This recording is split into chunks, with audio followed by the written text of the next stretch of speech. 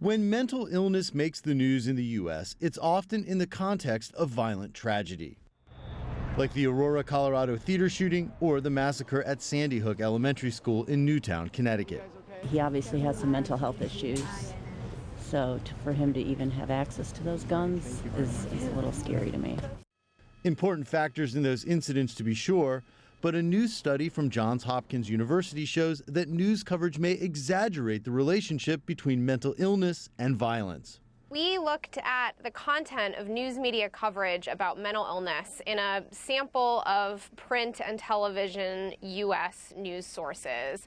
And we found that the majority of news coverage of mental illness over a 20-year period from 1995 to 2014, a large proportion of that news coverage focused on a link between mental illness and interpersonal violence. From 1995 to 2014, violence against others or suicide was the focus in 55% of news stories that mentioned mental health, but only 4% of violence in the U.S. is directly connected to mental illness.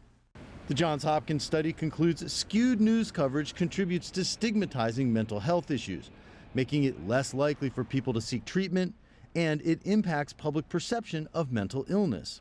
When the public thinks that most people with mental illness are more likely to be violent than the general public, we have evidence showing that that type of stigmatizing attitude makes them less likely to support policies that would benefit people with mental illness, policies like expanding community-based mental health treatment. By contrast, only 14% of news stories about mental illness focus on successful treatment.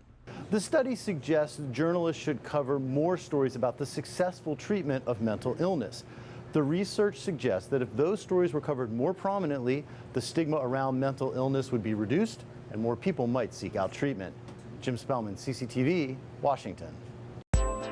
If you like what you just saw, follow us on social media and visit our website, cctv-america.com.